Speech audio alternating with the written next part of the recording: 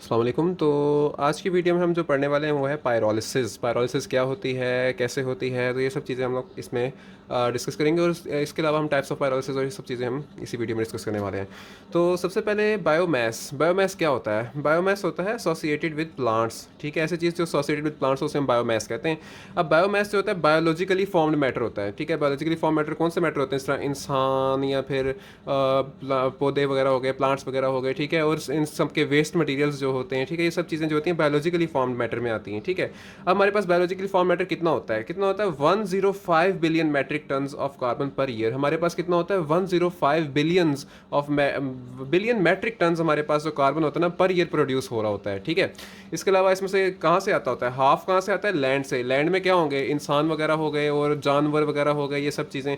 और half on ocean. Ocean में क्या हो गया? जो मछलियाँ वगैरह हो गई, वहाँ से हमें ऑर्गेनिक मैटर ऑब्टेन होता है। ठीक है, अब अगली बात ये है कि हमारे पास जो वुड है ना, वो सबसे बड़ा मेन सोर्स है बायोमास के लिए। जो हम बायोमास इस्तेमाल करते हैं ना पायरोलिसिस वगैरह में, इसमें जो हमारा वुड है ना, वो हमारा मेन सोर्स होता है। ठीक है, अब हमारे पास इसके अलावा वुड के अलावा और भी सोर्सेज इस्तेमाल हो सकते हैं। लाइक हमारे पास क्या इस्तेमाल हो सकता है? एग्रीकल्चर रेजिड्यूज, जिस तरह हमने कहा शुगर केन, बगासी, राइस स्ट्रॉ और कॉटन स्टॉक्स, व्हीट स्ट्रॉ, ये सब चीज़ें जो है ना, ये हमारी यूज़ हो सकती हैं एज अ सोर्स। ठीक है, एग्रीकल्चर रेजिड्यू को भी हम यूज़ कर सकते हैं। म्यूनिसिपल सॉलिड वेस्ट जो होता है, म्यूनिसिपल वेस्ट जो होता है, उसको भी हम यूज़ कर सकते हैं एज अ सोर्स। ठीक है, अब हमारे पास यहाँ पे बेसिकली पायरोलिसिस में हमने करना क्या होता है? हमने पायरोलिसिस में क्या करना है? मतलब हमने बायोमास के जरिए एनर्जी ऑब्टेन करनी है। ठीक है, हमारे पास क्या होता है? Converting biomass into energy by combustion releases carbon dioxide and other pollutants. हमने कहा अगर हम डायरेक्ट क्या करें, इनको कंबस्शन करें, इनकी कंबस्शन करें, जो बायोमास है हमारे पास अवेलेबल, उसकी क्या करें? कंबस्शन करें, उसको जलाएं। तो क्या होगा? हमारे पास जो बायोमास होगा वो एनर्जी भी ऑब्टेन, उससे हमें एनर्जी भी मिलेगी। एनर्जी मिलने के साथ साथ हमारे पास कार्बन डाइऑक्साइड और अदर पोल्यूटेंट्स भी आ जाएगी। तो हमने इन पोल्यूटेंट्स को भी खत्म करना होता है ना, ये हमारा पोल्यूटेंट्स भी मसला करती हैं। हमने कहा कि अगर हम नॉर्मली बायोमास को अगर बर्न करते हैं, तो बर्न करने की वजह से हमारे पास पोल्यूटेंट्स प्रोड्यूस हो जाते हैं और साथ में कार्बन डाइऑक्साइड भी निकलती है, जो वो भी एक पोल्यूटेंट होती है। और ये जो है ये एक रिन्यूएबल सोर्स है। ठीक है, as plants are replaced annually, क्योंकि प्लांट्स हमारे पास एनुअली रिप्लेस होते हैं, हमारा रिन्यूएबल सोर्स है। ठीक है, जितने प्लांट्स हम यूज़ करते हैं तो सारी बात है हर साल प्लांट्स रिप्लेस भी होते हैं। ठीक है, हमने कहा हम क्या करते हैं? Instead of combustion biomass is converted to more clean fuel. हमने कहा कंबस्शन के जरिए जो हमने इतनी वो एनर्जी हासिल करनी है, उस एनर्जी से हमें क्या होता है? जो हम कंबस्शन से एनर्जी हासिल करते हैं, उससे हमारे पास पोल्यूटेंट्स भी आ जाते हैं। तो हमने कहा कि हमने क्या करना है? हमने कंबस्शन की बजाय बायोमास को उससे ज़्यादा क्लीन फ्यूल्स में तब्दील कर देते हैं, जैसे जिन्हें हम बायोफ्यूल्स का नाम देते हैं। ठीक है, अब इसके लिए हम लोग बायोफ्यूल में कैसे तब्दील करते हैं बायोमास को? ठीक है, अब इसके कुछ वेज होते हैं। इसके कौन कौन से होते हैं? थर्मल वे, केमिकल वे, बायोकेमिकल पाथवे। ठीक है, थर्मल, केमिकल और बायोकेमिकल, तीन तरह के पाथवेज का इस्तेमाल करते हुए हम बायोमास को मोर क्लीन फ्यूल्स में तब्दील कर सकते हैं। ठीक है, and converted fuels with less pollutive effect. और फिर हमारे पास ऐसे फ्यूल बन जाते हैं, इनका पोल्यूशन वाला इफेक्ट कम होता है। अब एग्जांपल हमारे पास क्या आती है? Converting wood thermally into charcoal by pyrolysis. हमने पायरोलिसिस का इस्तेमाल करते हुए वुड को किसमें चेंज करना है? वुड को हमने चारकोल में तब्दील कर देना है। ठीक है, और कन्वर्टिंग, और इसके अलावा क्या है? Converting biomass chemically by hydrolysis to sugar. इसके अलावा हम क्या कर सकते हैं कि बायोमास को हमने शुगर्स में तब्दील करना है। किसके जरिए? हाइड्रोलिसिस के जरिए। बायोमास को हमने क्या करना है? शुगर में तब्दील करना है हाइड्रोलिसिस के जरिए, और जो आगे फर्मेंट करके उसे बायोथनल हासिल कर सकते हैं। ठीक है, अब जो बायोथनल है ये भी हमारा एक सोर्स ऑफ एनर्जी होता है। अब देखेंगे हमारे पास ओवरऑल क्या पढ़ा हमने कि हमारे पास जो बायोमास होता है वो प्लांट से रिलेटेड होता है, और इसके अलावा हमने कहा कि हमारे पास 105 billion metric ton biomass produce होता है। हाफ प्लांट से आता है, हाफ ओशन से आता है। अगली बात हमने की कि हमारे पास जो मेन सोर्स ऑफ बायोमास है वुड होता है। इसके अलावा हमारे पास एग्रीकल्चर रेजिड्यू भी हमारा मेन सोर्स हो सकते हैं। म्यूनिसिपल वेस्ट से भी हमारा बायोमास ऑब्टेन हो सकता है। फिर हमने कहा कि हम बायोमास को डायरेक्ट जलाते हैं तो उस जलाने की वजह से हमारे पास कार्बन डाइऑक्साइड और अदर पोल्यूटेंट्स प्रोड्यूस हो जाते हैं, जिस वजह से हमें बड़ा मसला होता है। ठीक है, यानी कि पोल्यूटेंट्स को हमने खत्म करना है। तो हमने कहा कि इस चीज़ के लिए हम क्या करते हैं? इस चीज़ के लिए हम कोई और पाथवे यूज़ करते हैं। हम थर्मल पाथवे यूज़ कर सकते हैं, केमिकल पाथवे यूज़ कर सकते हैं, या बायोकेमिकल पाथवे यूज़ करते हैं जिसके जरिए हम बायोमास को मोर क्लीन फ्यूल में तब्दील कर देते हैं। ठीक है, अब मोर क्लीन फ्यूल क्या होगा? हम कैसे करते हैं? हम वुड को जिस तरह चारकोल में तब्दील करते हैं, चारकोल एक क्लीन फ्यूल है। ठीक है, किससे तब्दील करते हैं? पायरोलिसिस के जरिए। इसके अलावा हम क्या कर सकते हैं? हम बायोमास को हाइड्रोलिसिस के जरिए शुगर में तब्दील कर सकते हैं, और शुगर को फिर हम आगे बायोथनल बनाएंगे, और बायोथनल भी हमारा क्या है? एक अच्छा सोर्स ऑफ एनर्जी होता है। ठीक है, तो ये हो गया बेसिक पायरोलिसिस और बायोमास के बारे में। अब हम चलते हैं definition of pyrolysis and chemistry outlines पे। अब देखिए कि हमारे पास definition of pyrolysis in chemistry outlines में क्या आता है कि यहाँ पे हम बताएंगे कि पायरोलिसिस क्या होती है। ठीक है, और इसमें क्या क्या केमिस्ट्री इन्वॉल्व होती है। अब देखेंगे हमारे पास पायरोलिसिस में क्या है? In the absence of oxygen हमने क्या करना है? एब्सेंस ऑफ ऑक्सीजन में एलिवेटेड टेम्परेचर भी हमारा ज़्यादा होगा। ऑक्सीजन की हमारे पास क्या होगी? एब्सेंस होगी, और ऑर्गेनिक मटेरियल हमारा थर्मोकेमिकल डिकम्पोजिशन, यानी ऑर्गेनिक मटेरियल हमारा टूट जाएगा। कैसे टूटेगा? हमने एब्सेंस ऑफ ऑक्सीजन में टेम्परेचर ज़्यादा देना है, जिससे हमारा ऑर्गेनिक मटेरियल जो है वो थर्मोकेमिकल डिकम्पोजिशन कर जाएगा, हमारा ऑर्गेनिक मटेरियल टूट जाएगा। ठीक है, और ये प्रोसेस को हम क्या नाम देते हैं? हैं, पायरोलिसिस का नाम देते हैं, ठीक है।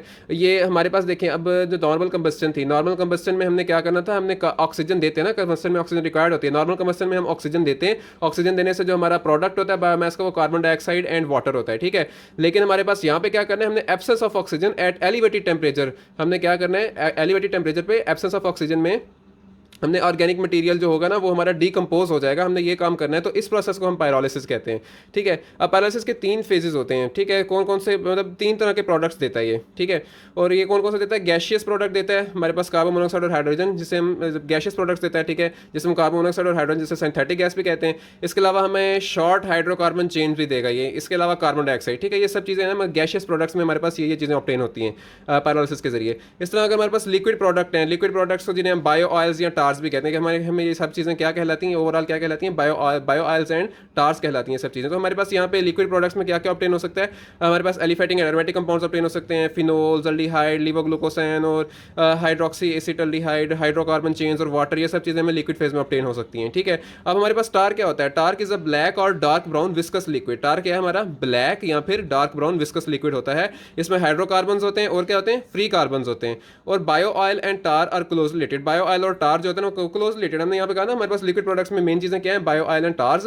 और हमने टार की बात की कि जो टार है वो हमारा ब्लैक और डार्क ब्राउन विस्कस लिक्विड होता है। जो हमारा बायो ऑयल है, बायो ऑयल क्या होता है, बायो ऑयल हमारा ऑर्गेनिक कंपाउंड होता है जिसमें लो मॉलिक्यूलर वेट होता है देन टार, ठीक है। हमारा बायो ऑयल क्या है, बायो ऑयल के अंदर जो ऑर्गेनिक कंपाउंड होते हैं उनका मॉलिक्यूलर वेट कम होता है एज कम्पेयर टू टार। और बायो ऑयल जो होता है वो क्या होता है, लेस विस्कस होता है टार से। अगली बात हमने कहा कि हमारा जो बायो ऑयल होता है वो ज़्यादा प्योर होता है टार से। हमारा जो क्रूड बायो ऑयल होता है ना उसको हमें प्यूरीफाई करना पड़ता है, ठीक है। प्यूरीफाई करके यानी ज़्यादा हमारा जो क्रूड बायो ऑयल है उसे जब हम प्यूरीफाइड करते हैं फिर उसे कमर्शियली इस्तेमाल करते हैं। तो हमने कहा जो टार्स है ना can be considered as all the pyrolysis product of molecular weight higher than benzene. यानी टार्स कौन कौन से होते हैं, टार्स वो होते हैं जिनका प्रोडक्ट जो होता है मॉलिक्यूलर वेट किससे ज़्यादा हो, बेंजीन से ज़्यादा हो। यानी हम देखें हमने कहा था यहाँ पे ये बायो ऑयल्स एंड टार्स हैं, इनमें से टार्स कौन कौन से होंगे, जिनका बेंजीन से क्या होगा, ज़्यादा मॉलिक्यूलर वेट ज़्यादा होगा। अब यहाँ पे आप ओवरऑल देखें कि हमने इस वाले पेज पे क्या पढ़ा है, इस वाले पेज पे हमने डेफिनेशन ऑफ पायरोलिसिस पढ़ी है कि पायरोलिसिस क्या होती है, कि in the absence of oxygen हमने एलिवेटेड टेम्परेचर पे बायोमास को देना है, तो हमने वो क्या होगा, बायोमास थर्मोकेमिकल डिकम्पोजिशन कर जाएगा, इसे हम पायरोलिसिस कहते हैं। और फिर हमने अगली बात की कि हमें पायरोलिसिस से गैशियस प्रोडक्ट्स ऑब्टेन होते हैं, ठीक है। फिर हमने अगली बात क्या कि हमें लिक्विड प्रोडक्ट्स भी ऑब्टेन होते हैं। फिर हमने लिक्विड प्रोडक्ट्स का बताया कि इसमें बायो ऑयल्स एंड टार्स जो होते हैं वो मेन होते हैं। अब इनमें से बायो ऑयल्स भी होंगे, इनमें से टार्स भी होंगे। फिर हमने बात की जो हमारा टार होता है वो डार्क और ब्लैक होता है, ब्लैक और डार्क ब्राउन होता है, ठीक है, और विस्कस लिक्विड भी होता है। अगली बात हमने की कि ये जो बायो ऑयल और टार होते हैं ये बड़े क्लोजली रिलेटेड होते हैं, ठीक है। फर्क क्या होता है कि बायो ऑयल में ना लो मॉलिक्यूलर वेट होते हैं, ठीक है। बायो ऑयल का क्या होता है, organic compound of low molecular weight होते हैं इसमें, ठीक है। तो हमने कहा बायो ऑयल जो होता है लेस विस्कस होता है, बायो ऑयल ज़्यादा प्योर होता है। और इसके अलावा हमने कहा जो टार्स क्या होते हैं, टार्स हर वो कंपाउंड होगा जिसका मॉलिक्यूलर वेट बेंजीन से क्या होगा, बेंजीन से ज़्यादा होगा, उसे हम टार कहेंगे, ठीक है। अब ये देखिए हमारे पास गैशियस और लिक्विड प्रोडक्ट हमने डिस्क्राइब कर दिया। अब हमारे पास जो अगले प्रोडक्ट होते हैं वो कौन से होते हैं, सॉलिड प्रोडक्ट्स, यानी हमारे पास पायरोलिसिस में सॉलिड प्रोडक्ट्स भी ऑब्टेन होते हैं। अब सॉलिड प्रोडक्ट्स क्या होते हैं, ऐसे प्रोडक्ट्स जो रिच इन कार्बन होंगे ये वाले, ठीक है, इनको हम चार या बायोचार का नाम भी देते हैं। अब हमने कहा कि यहाँ पे जो सॉलिड प्रोडक्ट हैं इनमें इंप्योरिटीज़ भी होती हैं, जैसे हम कहते हैं एरोमेटिक कंपाउंड्स वाली इंप्योरिटीज़ भी इनमें पाई जा सकती हैं।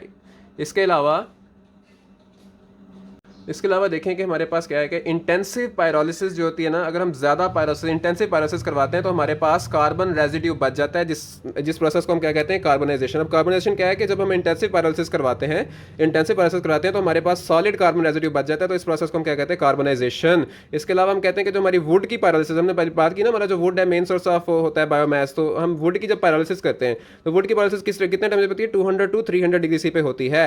इसके लिए अब हमने कहा कि जब हम वुड की पायरोलिसिस करते हैं तो उसके लिए हम 2 पाथवेज का यूज करते हैं, एक फर्स्ट पाथवे का, एक दूसरा ये वाला पाथवे, ठीक है। पहले पाथवे में हमने क्या करना है, हमने breaking of cellulose chain by breaking bonds between the glucose units. अब हमारा जो सेलुलोज चेन होती है कैसे बनी होती है, हमारे पास ये देखें, ये है हमारा एक ग्लूकोज हो गया, ठीक है, ये दूसरा ग्लूकोज हो गया, ये तीसरा ग्लूकोज हो गया, ये चौथा ग्लूकोज हो गया, ठीक है। इस तरह ये ग्लूकोज चेन होती है। अब हमारे पास इसमें क्या करना है, first breaking of cellulose chain, ये हमारे जो है ना पूरी एक सेलुलोज चेन है, ठीक है, cellulose chain by breaking bonds between the glucose unit. अब ब्रेकिंग बॉन्ड, ग्लूकोज यूनिट के दरमियान जो बॉन्ड है इनको ब्रेक करना है हमने, ठीक है। अब हम ब्रेक करेंगे तो हमारे पास इंडिविजुअल ग्लूकोज यूनिट्स ऑब्टेन होंगे, ठीक है। इसके जरिए हमने कहा कि हमें लिवोग्लूकोसैन ऑब्टेन होता है इस पाथवे के जरिए। है। अगला पाथवे जो है it keeps the carbon chain intact, अगला जो है वो कार्बन चेन को क्या रखता है, इंटैक्ट रखता है एंड अनब्रोकन और ब्रेक नहीं करता। और इसके जरिए हमें क्या बनता है कि हमारे पास आते हैं एलिफेटिक हाइड्रोकार्बन चेन्स ऑब्टेन होती हैं। क्या ऑब्टेन होती हैं, एलिफेटिक हाइड्रोकार्बन चेन्स। इसके साथ साथ हमें कार्बन डाइऑक्साइड, कार्बन मोनोऑक्साइड और वाटर भी ऑब्टेन होता है। तो अब ये देखें हमारे पास यहाँ पे हमारे जो दो पाथवे हैं, पहले पाथवे में हमने क्या करना है, हमने सेलुलोज चेन को तोड़ना है तो हमारे पास लिवोग्लूकोसाइन होता है। दूसरे पाथवे में हमने क्या करना है, कार्बन चेन को इंटैक्ट रखना है और हमारे पास क्या ऑब्टेन होगा, aliphatic hydrocarbon along with carbon monoxide, carbon dioxide and water, ये तीन चीजें ऑब्टेन होनी है। अब अगली बात यह है कि हमारा जो होता है ना सेकंड पाथवे, ये वाला जो पाथवे जिसमें कार्बन चेन को इंटैक्ट रखना होता है, इस पाथवे को हम क्या, इस पाथवे में हमें चार और गैसेज ऑब्टेन होती हैं। क्या ऑब्टेन होता है, चार एंड गैसेज ऑब्टेन होती हैं। इसके अलावा हमने कहा कि हमारा जो लिग्निन होता है ना, लिग्निन जो हमारा जो वुड होती है, वुड में क्या क्या होता है, लिग्निन होता है, हेमिसेलुलोज होता है। तो हमारा जो लिग्निन होता है ना, लिग्निन डीकंपोज होकर क्या बनाता है, फिनोलिक कंपाउंड। ठीक है, किसमें, बायो ऑयल में। जब हम पायरोलिसिस करवाते हैं ना वुड की, तो वुड में हमारा जो लिग्निन होता है वो डीकंपोज होकर क्या बनाता है, फिनोलिक कंपाउंड्स बनाता है। इसी तरह जब हम हेमिसेलुलोज की करवाते हैं तो हेमिसेलुलोज जो होगा वो क्या बनाएगा, फ्यूरफ्यूरल्स बनाएगा बायो ऑयल्स में। ठीक है, जिस तरह लिग्निन जो है वो फिनोलिक कंपाउंड बनाएगा, इस तरह हेमिसेलुलोज क्या बनाएगा, फ्यूरफ्यूरल्स बनाएगा।